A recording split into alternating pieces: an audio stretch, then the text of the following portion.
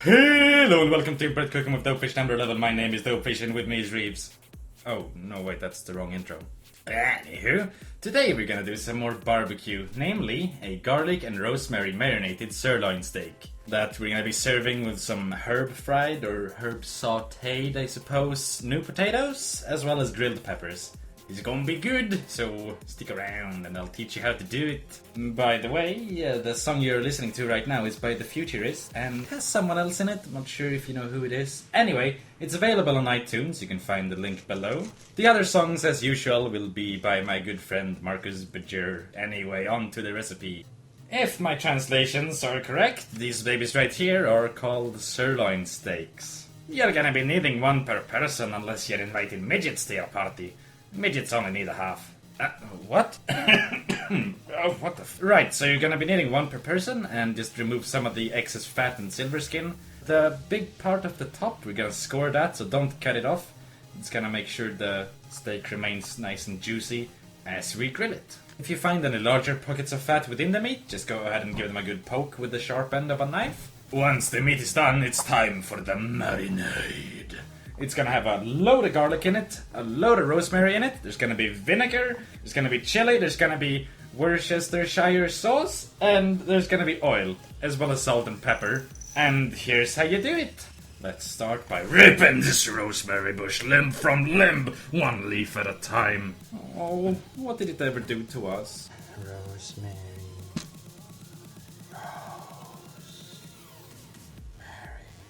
After dismembering the rosemary bush, you shall use a sharp knife to cut it up into smaller and smaller bits until there is nothing left to identify. Alright, yeah. So just give the rosemary a quick chop and throw it into the bowl. And on top of the rosemary, we're going to add some sambal. Of course, you could use some other chili-based sauce here, for example, Tabasco, or you could use chili flakes, or even fresh chilies if you wish. It's up to you, anything will really work. Anything with a bit of kick in it will work just fine. Next up is our balsamic vinegar, which aside from giving great flavor to the meat, is also gonna help tenderize it and let the marinade sink in just a little bit deeper. We're gonna be adding a few drops of Worcestershire sauce here, and wait, hang on, I'm getting a... Oh, so that's not how you pronounce it? How do you pronounce it? Worcestershire Sauce. Worcestershire sauce. Worcestershire sauce. Worcestershire sauce. Worcestershire sauce. Worcestershire sauce. Worcestershire Sauce. Worcestershire sauce. Worcestershire sauce. Worcester bearnaise sauce. But that was absolutely no help whatsoever. Everybody just said it differently.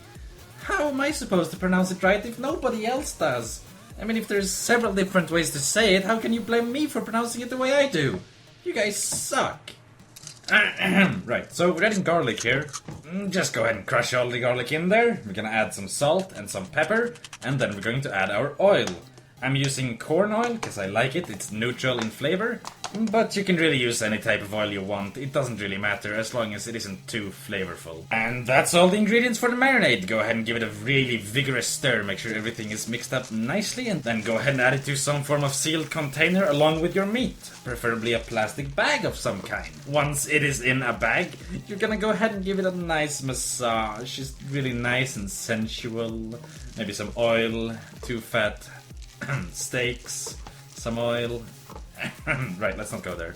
Just give it a good massage. Make sure that the marinade is everywhere, and then throw it in a bowl, perhaps the one you used to make the marinade. And it's adventure time as we bring this into the fridge. Bonk.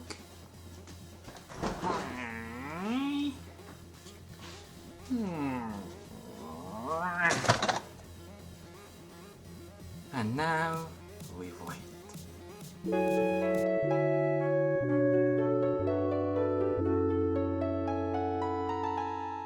I would most definitely recommend keeping your meat in the fridge overnight. Although you could do with just 3-4 hours if you're in a pinch. Overnight is better. Once the day has passed and night has come and day has conquered night again. Wow, that was elaborate. It is time to take the meat out of your freezer and you're gonna pat it dry. We don't need that marinade no more, it has served its purpose. And if the meat is wet once it hits the grill, it's not gonna fry up and char as nicely as we want it. So just pat it dry, remove all the marinade, all the bits of rosemary and what have you. Make sure it's dry. And let's prep our sides, shall we? I've just got a few raw peeled baby potatoes here that I'm gonna be slicing up using this nifty little device. It's really quite a time saver, I suppose. Cleaning is easy. I'm not paid to market it, not sure why I am. You can use a knife if you don't have one of those, that works perfectly fine as well. And now I sound like public radio. There are various cutting utensils, all of them equally good. We are not allowed to give our opinion here on public radio. Let's return to the news with Dopefish. This is Public Radio Program 1, 19.4.4. Right, that's quite enough of that. Anyway, to our potatoes, we're going to be adding some herbs, or herbs. So go ahead and pick the little thyme spriggy things off their little branchy things. I should really learn vocabularies. Anyway, yes, and then chives, we're gonna just cut those up with a scissor. Of course, knife works as well, but scissor is more fun. I definitely recommend scissor. And some flake salt. You could use regular salt, but it's not as fun either. And I mean, cooking is all about fun. Flake salt, it's a pretty fun ingredient. Let's just leave it at that. We're gonna add some pepper. And on top of all that, we're going to add olive oil that the potatoes can saute in. Just mix it all together, and that's it for the potatoes. The bell peppers are very simple to prepare. Just cut them in half, and then you dig your hand in there and you pull all the innards out. I think it might be called pith, or is that only for like citrus fruit? Anyway, just pull all the kind of whitish stuff out, as well as any seeds. Give it a good rinse, and then they are prepped. Done! After that, we're just gonna make a bit of a glaze/dressing thing for them. Really simple. Start with a wee bit of oil, add a pretty good squeeze of honey to it, and just a few splashes of apple cider vinegar, and give it all a good stir. I'm not gonna put any salt or any other flavorings into it, because I'll be using a pre-made barbecue spice thing later. But if you don't have that, you are very welcome to do your own. Just some salt and pepper might do. Or whatever you feel like, really. Some herbs, whatever. Whatever, man. It's your bell peppers, man. I don't care. You can put whatever you want. You'll want to be starting your potato just about when the coals in your grill get to that perfect temperature. These are raw potatoes, so of course you're gonna take quite a while to go all the way through. Just add the mixture to the pan, let it get hot, and then add the potatoes. Just make sure to mix it around occasionally. You want the crust, but you don't want it burned. I won't be showing any more of this because I only have one camera and it needed to be on the grill, which was happening simultaneously. But you'll see the end result in just a wee bit. And with that, ladies and gentlemen, I believe it is time for the main attraction, the grill. It's time to go on an adventure. Whee! Fun and games. Except no games. No games allowed. It's really hot out here.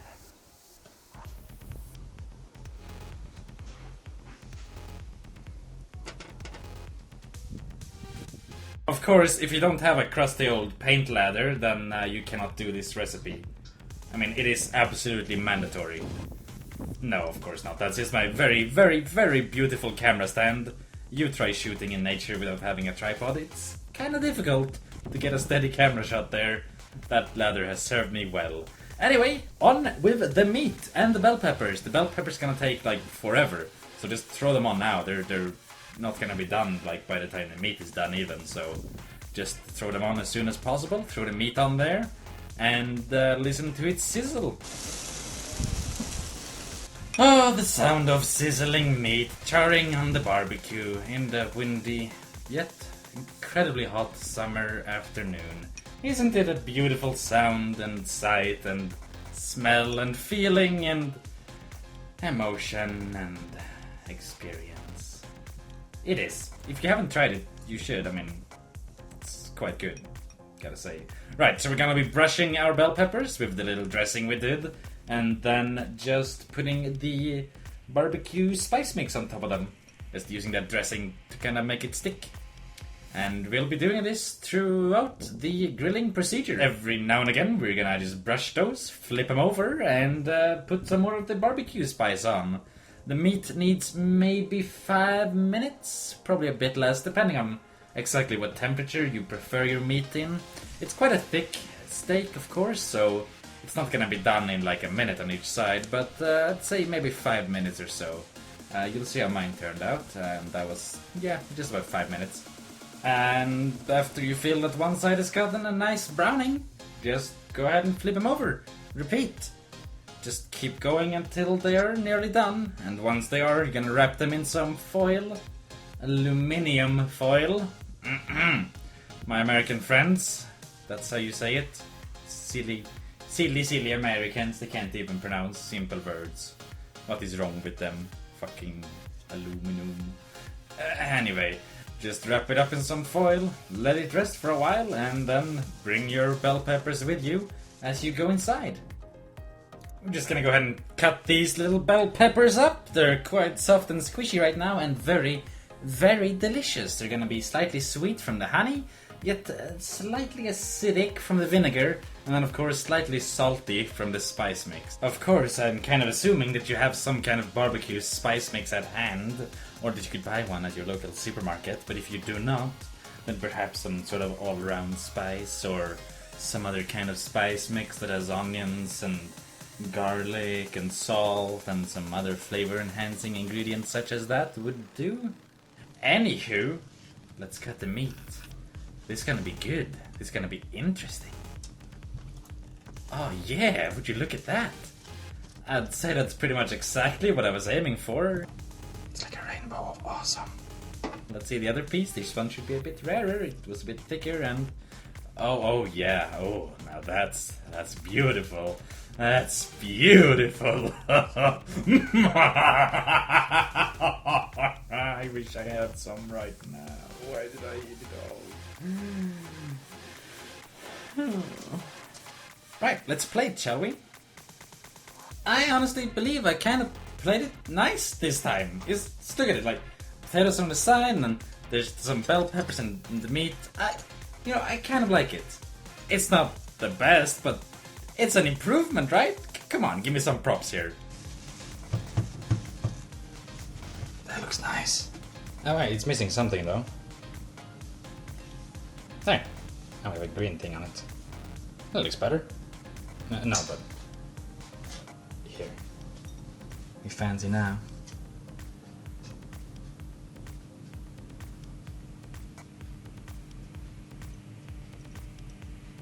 Look at that. Everything looks better when you put a green thing on it. Am I right? And this is the final finished product. It was really delicious. I made another plate here. It was kind of more for fun. I kind of tried building with it, like Jenga blocks or something. Anyway, yeah, that's the recipe. This voiceover has been kind of sporadic. There's been like some weird jokes and some weird, almost sketch-like elements to it. Let me know what you thought, guys. Is this a good format? I'm sorry for taking so long to make this as well. I mean, I really enjoy doing them. I don't know why they take so fucking long to make for me. I'm just a lazy fuck. Either way, any comments, any criticisms, any like improvements or anything that you particularly liked or anything that you hated, all that kind of shit, throw it in the comments below, or you could PM it to me if you wish to remain anonymous to the world. Of course, as usual, if you have recipe suggestions or any requests, please PM those to me as well. And yeah, I hope you all enjoyed the video. Thanks a lot for watching. I had fun making it. I hope you had fun watching it. So how's it taste, motherfucker?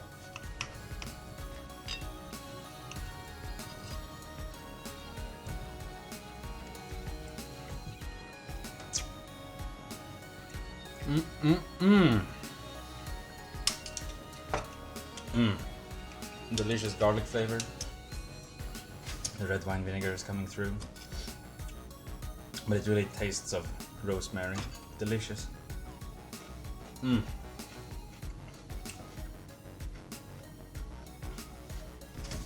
God, I love grilled peppers. If you haven't tried it, you need to try it.